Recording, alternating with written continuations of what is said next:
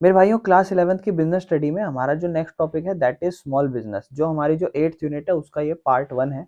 फिर इसके बाद हम पार्ट 2 करेंगे। तो पहले हम पार्ट 1 में समझते हैं जो 8.1 है हमारा स्मॉल बिजनेसेस। ठीक है ना। स्मॉल बिजनेस मतलब छोटे बिजनेस क्या होते हैं, क्या समझते हैं। तो सबसे पहला जो आप बुक देखोगे, अपनी बुक के अकॉर्डिंग सबसे पहला जो टॉपिक होगा वो होगा स्मॉल स्केल इंडस्ट्री क्या होती है। इंडस्ट्री आप समझ चुके हो क्या चीजें होती हैं। और स्मॉल स्केल मतलब छोटे लेवल पर। तो स्मॉल स्केल इंडस्ट्री एक ऐसा बिजनेस है जो स्टार्ट होता है जहां पर इन्वेस्टमेंट जो आप पैसा लगाते हो वो बहुत ही ज्यादा स्मॉल रखते हो, जिसमें आप कुछ ही मशीन्स और कुछ ही वर्कर का इस्तेमाल करते हो और आप सारी चीजों को, गुड्स और सर्विस को स्मॉल लेवल पे ही प्रोड्यूस करते हो। इसके अंदर आपको थोड़ा पैसा जो है कम चाहिए रहता है। ठीक है ना। सिंपल मशीन और टूल का इस्तेमाल करते हो, नंबर ऑफ वर्कर भी बहुत कम होते हैं और आप इसको जनरली लोकल मार्केट्स के लिए बनाते हो। गवर्नमेंट के व्यू से देखें तो इंडिया के अंदर स्मॉल स्केल इंडस्ट्रीज जो है ना वो अंडर MSME मतलब माइक्रो स्मॉल मीडियम एंटरप्राइजेस के अंदर आती है। ठीक है। और इसे हम क्लासिफाई करते हैं ऑन द बेसिस ऑफ कि इन्वेस्टमेंट कितना है आपकी मशीन के अंदर और आपका एनुअल टर्नओवर कितना है। एग्जाम्पल जैसे कोई बेकरी हो गई, कोई टेलर की शॉप हो गई है ना, छोटी सी फर्नीचर यूनिट हो गई, या कोई साबुन या कैंडल मेकिंग हो गई, या हैंडीक्राफ्ट बिजनेस हो गई। ये सब बेसिक तरीके की चीजें हैं। ठीक है ना। तो ये स्मॉल स्केल इंडस्ट्री होती है। ठीक है ना। स्मॉल स्केल इंडस्ट्री इंडिया के गवर्नमेंट ऑफ इंडिया के अकॉर्डिंग MSME एक्ट होगा, ये भी हम देखेंगे आगे जाके धीरे धीरे प्रॉपरली, उसके अंडर आता है। ठीक है। इसके बाद मीनिंग क्या होता है भाई, स्मॉल बिजनेस होता क्या है। स्मॉल बिजनेस एक ऐसा बिजनेस है जो ओन करा जाता है और मैनेज करा जाता है एक पर्सन या कोई छोटे ग्रुप के द्वारा, जो जनरली छोटी सी कैपिटल को लेके स्टार्ट करते हैं और स्मॉल लेवल पे ऑपरेट करते हैं, बिजनेस को चलाते हैं। और इसमें आप देखते हो पैसा कम चाहिए। ठीक है ना। खुद के द्वारा चलाया जाता है, कुछ वर्कर रखने हैं तो रख लो। ठीक है ना। और फिर कस्टमर में भी आप जनरली लोकल कस्टमर्स को आप सर्विस देते हो यहाँ पे। ठीक है ना। ये सब हम ऑलरेडी पढ़ चुके हैं, ट्यूशन सेंटर भी इसका एक एग्जाम्पल है। अब देखो क्लासिफिकेशन ऑफ एंटरप्राइजेस यहाँ पर पढ़ते हैं। देखो जो मैं आपको बता रहा था ना, MSME मतलब माइक्रो स्मॉल और मीडियम एंटरप्राइजेस। ठीक है। ये एक्ट है आपका MSMED एक्ट 2020। ठीक है। ध्यान रखना, ऐसा नहीं 2020 से चीजें चेंज होती रहती है। ये क्लासिफाई करता है कि देखो कोई भी मैन्युफैक्चरिंग हो या कोई भी सर्विस एंटरप्राइजेस हो, मतलब बिजनेस हो, वो इस एक्ट के अंदर आते हैं। और क्लासिफिकेशन क्या है, डिपेंड करता है कि उनके पास कितनी क्या किस तरीके की वो मशीन लगा रहे हैं। ये क्राइटेरिया से हिसाब से हम उन्हें माइक्रो स्मॉल या मीडियम कहेंगे, या उनकी टर्नओवर क्या है उसके हिसाब से कि साल भर कितना कमा रहे हैं। दोनों कंडीशन सेटिस्फाई करते हैं। तो कंडीशन देखते हैं। देखो सबसे पहले जो सबसे माइक्रो लेवल पर होता है उनकी इन्वेस्टमेंट कम से कम 1 करोड़ तक की हो और सालाना जो उनकी इनकम है वो 5 करोड़ के आसपास तक की हो। इतनी तक होगी तो वो माइक्रो बिजनेस है। स्मॉल बिजनेस फिर आता है क्योंकि MSME मतलब माइक्रो स्मॉल मीडियम। तो स्मॉल में आपको कहता है कि इसमें कम से कम 1 करोड़ से 10 करोड़ तक की आपकी इन्वेस्टमेंट होगी और टर्नओवर आपकी 5 करोड़ से 50 करोड़ तक की मतलब आपकी इनकम है। तो फिर मीडियम बिजनेस आ जाता है मेरे भाइयों। मीडियम बिजनेस में जनरली कुछ नहीं है, आप इसके अंदर 10 करोड़ से लेकर 50 करोड़ तक की अपनी इन्वेस्टमेंट रखते हो और एनुअल टर्नओवर आपकी 50 करोड़ से 250 करोड़ तक की होगी। तो ये आपका मीडियम इंटरप्राइज, मीडियम बिजनेस है आपका। ठीक है ना। और इंपॉर्टेंट पॉइंट अगर हम इसी में बात करें तो जो क्लासिफिकेशन है वो गवर्नमेंट ऑफ इंडिया ने ही किया है इसका, और ये 1 जुलाई 2020 में करा था। कोई डिफरेंस नहीं है, मैन्युफैक्चरिंग और सर्विस दोनों का ही सेम क्राइटेरिया। यूं मत सोचना कि क्या सर्विस के लिए अलग इन्वेस्टमेंट इक्विपमेंट होनी चाहिए, नहीं, सेम ही है सबके लिए। ठीक है ना। बोलता है शुरुआत में क्लासिफिकेशन सिर्फ इन्वेस्टमेंट के बेसिस पे था, लेकिन अब टर्नओवर को भी इंक्लूड कर लिया। पहले सिर्फ ये देखते थे कि कितना पैसा लगा रहे हो उस हिसाब से था, लेकिन अब मेरे भाइयों कितना कमा रहे हैं सालाना उसके हिसाब से भी चीजें मैटर करती हैं। ठीक है ना।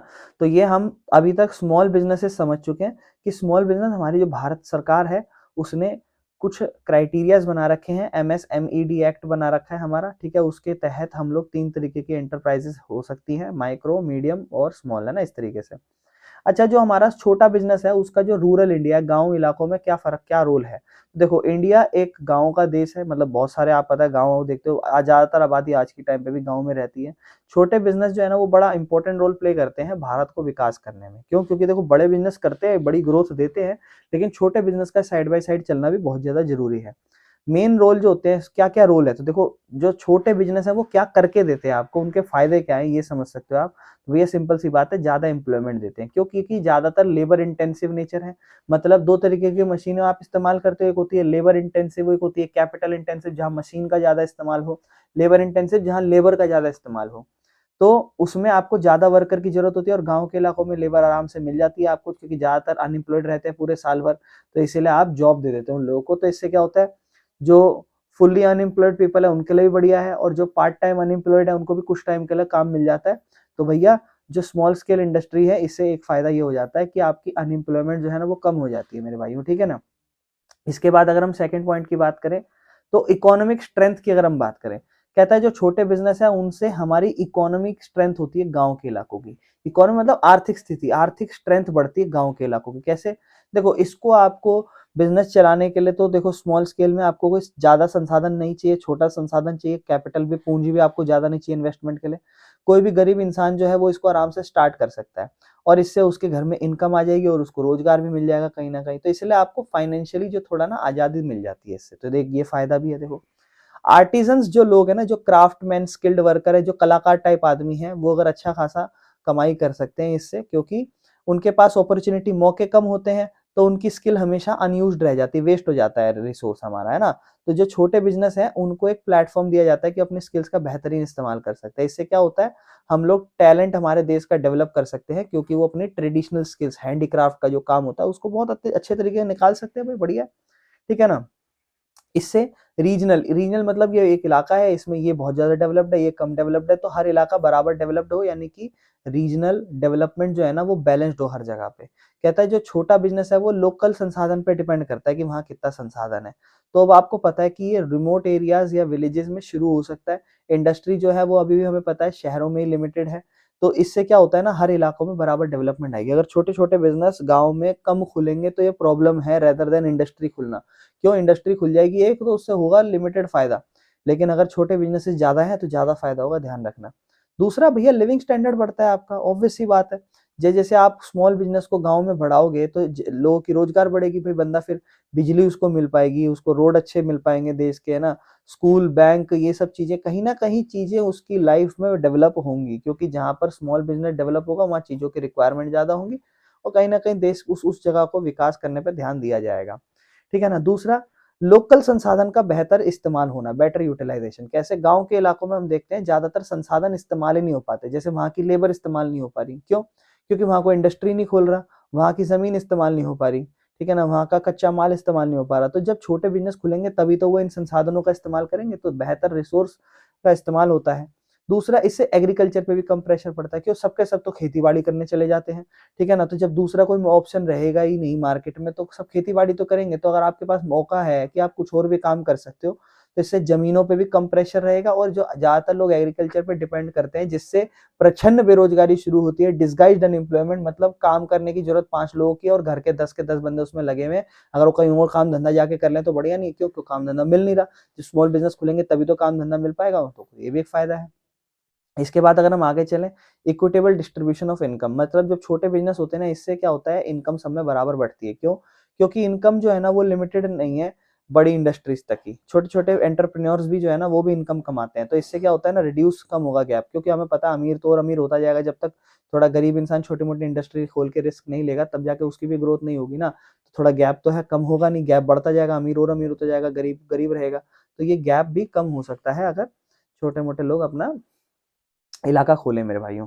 इसके बाद अपने नेक्स्ट टॉपिक पे आते हैं, जो है फाइनेंशियल असिस्टेंस क्या मिलती है इंडस्ट्रीज को, या रूरल और पिछड़े और जो है हमारे पहाड़ी इलाके हैं इनमें क्या होता है, समझते हैं। तो कहता है हमें पता है आधे से ज्यादा जो भारत की आबादी है ना वो गाँव में रहती है, और वो थोड़े से पिछड़े इलाकों में और पहाड़ी इलाकों में रहती है। जो इन इलाकों में लोग हैं ना वो अगर स्मॉल इंडस्ट्रीज खोलें तो वो अपने जीवन को संभव बनाने के लिए, बेहतर बनाने के लिए खोलते हैं। ये इंडस्ट्री डिपेंड करती है ज्यादातर कच्चे माल पे, कि वहाँ कच्चा माल कैसे मिल रहा है। कुछ लोगों के पास, और लोगों के पास, लोग अमीर है नहीं, देखो अमीर होते तो फिर क्यों ही करते, ठीक है ना। तो लोगों के पास पैसा भी ज्यादा नहीं है, इसीलिए जो फाइनेंशियल सपोर्ट है ना वो बहुत ज्यादा जरूरी है इनके विकास के लिए। और यही हमारा टॉपिक है कि हम इंडस्ट्री जो ज्यादातर गाँव, पिछड़े, पहाड़ी इलाकों पे है, वहां पे हम फाइनेंशियली कैसे उनको असिस्टेंस, मतलब थोड़ा सा उनको सपोर्ट या थोड़ा सा उनको साहस कैसे दे सकते हैं, ठीक है ना। तो पहले हम समझते हैं कि कौन कौन सी इंडस्ट्री स्टैब्लिश होती है गांव और पिछड़े और पहाड़ी इलाकों में। तो कहता है 3 कैटेगरी में होती है, 3-4 तरीके की इंडस्ट्री होती है। कह रहा है एक होती है खेतों वाली इंडस्ट्री, खेतों वाली मतलब ज्यादातर खेती बाड़ी ही करना, एग्रीकल्चर प्रोड्यूस को, कच्चा माल को इस्तेमाल करना, और फिर मैन्युफैक्चर करना नए प्रोडक्ट को फार्म आउटपुट से, मतलब खेती बाड़ी से जो भी सामान निकला है ना उसके आधार पर इंडस्ट्री में उससे सामान बनाना। एग्जाम्पल जैसे फूड प्रोसेसिंग, जो ऑयल निकालना है या शुगर है, तो ये सब शुगर कैसे बन रहा है, गन्ने गन्ने की खेती हो रही है और खेती से फिर शुगर बनाया जा रहा है। तो ये क्या है, एग्रो बेस्ड इंडस्ट्रीज है। एग्रो बेस्ड मतलब खेती बाड़ी के हिसाब से इंडस्ट्री, मतलब ये है तो इंडस्ट्री, फैक्ट्री है, खेत नहीं है, लेकिन ऐसे इंडस्ट्रीज जो डिपेंड करती है खेतों के ऊपर, खेतों में जो भी चीजें बनती है उसको फर्दर प्रोसेसिंग करते हैं। बेटा दूसरी इंडस्ट्री आती है कॉटेज इंडस्ट्री, ठीक है ना, कॉटेज इंडस्ट्री, कॉटेज कह लो। ये industry generally local industry located होती है इनसाइड होम, घरों में लोग अपनी इंडस्ट्रियां खोल लेते हैं, छोटी छोटी फैक्ट्रियां टाइप, और इसमें ज्यादा पैसे की जरूरत है नहीं, घर के बंदे इसको काम करते हैं। जैसे मान लो बी कीपिंग हुई, शहद क्या कहते हैं करते हैं नहीं, मधुमक्खी वाला वो हिसाब किताब हो गया, साबुन बनाना हो गया, या कोई हैंडीक्राफ्ट का काम हो गया, मटकाट का, इस तरीके से कोई चीज होगी, ठीक है ना। ये कोटा इंडस्ट्री दो बार आ गया। चलो आगे चलते हैं। इसके बाद तीसरा काम क्या करते हैं लोग, खादी और विलेज इंडस्ट्री। ये जनरली ट्रेडिशनल स्किल्स के ऊपर है कि आप अपने वहां उस हिसाब से शुरू से क्या काम धंधा पैसा कमाने के लिए करते आ रहे थे, वही काम करना। जैसे खादी के कपड़े बनाना, ठीक है ना, वीविंग करना, क्या कहते हैं मसाले बनाना, या आपके खुद के स्किल्स के ऊपर डिपेंड करता है। जैगरी बनाना या सरसों वरसों इन सब चीजों का तेल बनाना, ठीक है ना। और उसके बाद वुड वर्क या पॉटरी और कैंडल्स का काम करना। वुड वर्क लकड़ी का काम हो गया, पॉटरी का काम हो गया, कैंडल्स इन सब का काम हो गया। तो ये सारे जो काम है मेरे भाइयों, ये खादी या विलेज के जो अपने लोग पूर्वज पहले से ही करते आ रहे थे, वही इंडस्ट्री में खेती बाड़ी के अलावा ऐसे ऐसे काम करना। तो लोग एक टाइम बाद सोचते हैं कि यार नहीं, बाहर जाके और कंपनियों में ऑफिस में बैठ के काम करना है, तो नहीं नहीं, आप घर अपने घरों में बैठ के इसको थोड़ा बहुत पैसा लगाओ और इसको शुरू करो, ठीक है ना, सरकार थोड़ा बहुत सपोर्ट करेगी, ठीक है ना। तो वही सरकार क्या मतलब थोड़ा बहुत सपोर्ट क्या है, आप सपोर्ट के ऊपर बात करते हैं, हम तो पहले ये बात कर ली कि वहाँ फैक्ट्रियां या कौन कौन सी चीजें खुली। तो तीन टाइप की खुली थी, एक तो खेतों से सामान रिलेटेड, एक खादी बेसिस पे, और एक कोटाज इंडस्ट्री। तो सपोर्ट कौन देता है, देखो सबसे पहले सपोर्ट देता है कमर्शियल बैंक। कहता है गवर्नमेंट जो है वो डायरेक्ट करती है कमर्शियल बैंक को कि भैया आप जो है ना प्रायोरिटी के हिसाब से लोगों को लोन दो। बहुत सारी ब्रांचेस ओपन करी गई है गाँव के अंदर, और ये एक थोड़ा सा रिलीफ, आरामदायक ठंडाहट मिलना, चैन मिलना, सुकून मिलना, वो गाँव की इंडस्ट्री को थोड़ा मिला कि चलो ये हमें थोड़ा बहुत पैसा दे देंगे, लोन ले सकते हैं हम इनसे, ठीक है ना।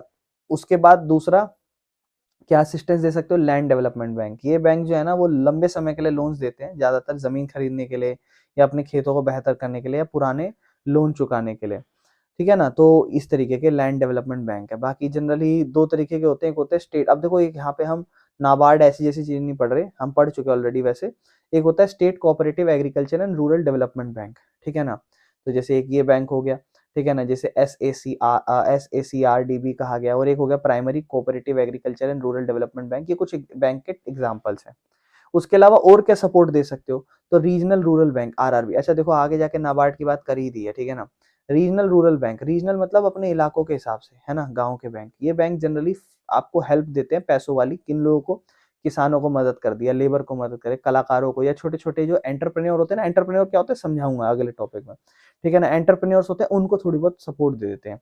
तो इन लोग को जनरली खेतों में व्यापार करने में सपोर्ट देते हैं, जिस वजह से वो लोग, अब देखो वो सपोर्ट मतलब उनको पैसा दे सकते हैं, वो फिर बाकी उन लोग के ऊपर डिपेंड है वो क्या करना चाहते हैं, ठीक है ना। जैसे कि नाबार्ड आ जाता है, national bank of for agriculture and rural development bank. ये 12 जुलाई 1982 में स्टैब्लिश हुआ था। बहुत इंपॉर्टेंट रोल खेतों और गांव में रूरल डेवलपमेंट में ध्यान देता है। क्या करता है भाई, मेन काम क्या है इसका, देखो जो भी उधारी है खेती बाड़ी का उधार वो देता है आपको, ठीक है ना। और जो भी रूरल बैंक्स है, रीजनल रूरल बैंक्स, उस पर टाइम टू टाइम चेक करता है कि सब सही कर रहे हैं कि नहीं कर रहे, कहीं फ्रॉड व्रॉड तो नहीं कर रहे, इंस्पेक्शन करना।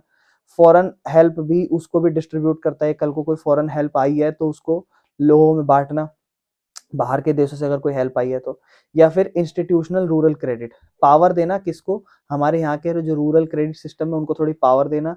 या फिर प्रोडक्शन क्रेडिट, मतलब प्रोडक्शन करने के लिए उधार देना जब कभी कोई इमरजेंसी सिचुएशन आ जाए। ये एक तरीके से गवर्नमेंट और RBI का एजेंट के तौर पर काम करता है, ठीक है ना। ये कहता है कि हम एक तरीके से RBI और गवर्नमेंट के एजेंट है, जिन्होंने RBI और गवर्नमेंट ने हमें कहा है कि हम आपकी मदद करेंगे, तो ये आम जनताओं की मदद करते हैं, उनको असिस्टेंस देते हैं, सपोर्ट करते हैं। फिर इसके बाद मेरे भाइयों primary agricultural cooperative credit society है। जब लोग ज्वाइन करते हैं इनको अपनी मर्जी से, ठीक है ना। अब आपको याद है ये कोऑपरेटिव हो गई मेरे भाइयों, आप आपस में मिलकर एक दूसरे को लोन देंगे, भला करेंगे एक दूसरे को। क्रेडिट कोऑपरेटिव सोसाइटी बहुत बार पढ़ चुके हैं, मुझे उम्मीद है आप समझ पा रहे होंगे क्या हुआ। ये आपस में एक दूसरे को शॉर्ट टर्म और मीडियम टर्म के लोन देते हैं, और इनका मकसद ये होता है एक दूसरे का भला करना, अपने दोस्तों का।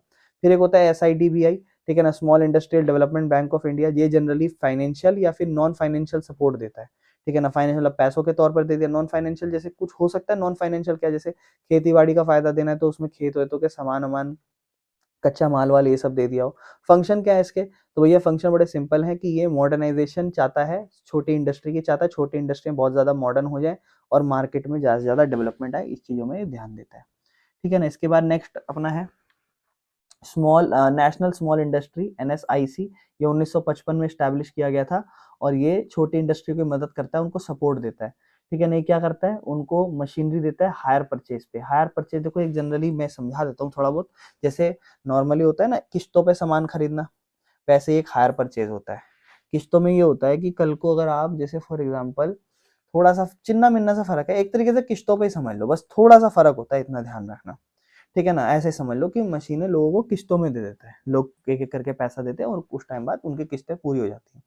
ठीक है ना, या फिर वही लीज में, फिर वही उधारी हो गई एक तरीके से, थोड़ा बहुत सामान दे दिया कुछ समय के लिए, फिर वापस दे देना, सिक्योरिटी जमा कर लेते हैं उसके बदले, या रॉ मटेरियल लोगों को प्रोवाइड कर देंगे, या फिर मार्केटिंग में मदद कर दी लोगों को, या सामान बाहर पहुंचाने में, एक्सपोर्ट करने में मदद करा दिया, लोगों को ट्रेनिंग और टेक्नोलॉजिकल सपोर्ट दे दिया, एडवाइजरी सर्विस दे दी लोगों को। ठीक है ना। फिर आ जाती है डिस्ट्रिक्ट इंडस्ट्री सेंटर DIC। ये 1977 में स्टैब्लिश हुई थी। इसका मकसद क्या है, ये छोटे छोटे या टाइनी कॉटेज या फिर विलेज की इंडस्ट्रियों को डेवलपमेंट कराने में कोशिश करते हैं। ये एक तरीके से ज्यादातर इंडस्ट्रियलाइजेशन डिस्ट्रिक्ट, जिलो जो अपना होता है ना डिस्ट्रिक्ट, उस पे ज्यादातर डेवलपमेंट कराने पे ध्यान देती है। ठीक है ना। और ये आइडेंटिफाई करती है कौन कौन एंटरप्रेन्योर्स है, उनके प्रोजेक्ट्स क्या है, उन लोगों को ढूंढना। एंटरप्रेन्योर क्या होता है समझाऊंगा इसके बाद। ठीक है ना। Issues permanent registration certificate to SSI unit, जो स्मॉल स्केल इंडस्ट्री है उनको परमानेंट रजिस्ट्रेशन सर्टिफिकेट भी यही लोग देते हैं। ठीक है ना। तो इन सब के फंक्शंस भैया देखो याद करने पड़ेंगे, चीजें बढ़िया हैं। ये यूनिट बहुत ज्यादा, मतलब ये यूनिट का ये वाला पार्ट बहुत ज्यादा छोटा है। जो नेक्स्ट टॉपिक है ना एंटरप्रेन्योर, एंटरप्रेन्योरशिप क्या होती है, फिर आप आगे जाके चीजें और जानोगे, लेकिन स्मॉल स्केल बिजनेस के हिसाब से चीजें इतनी है जो हमें यहाँ पर इतनी ही करनी थी। ठीक है ना। बाकी आज के लिए इतना ही रखते हैं, फिर इसके नेक्स्ट टॉपिक को आगे कंटिन्यू करेंगे।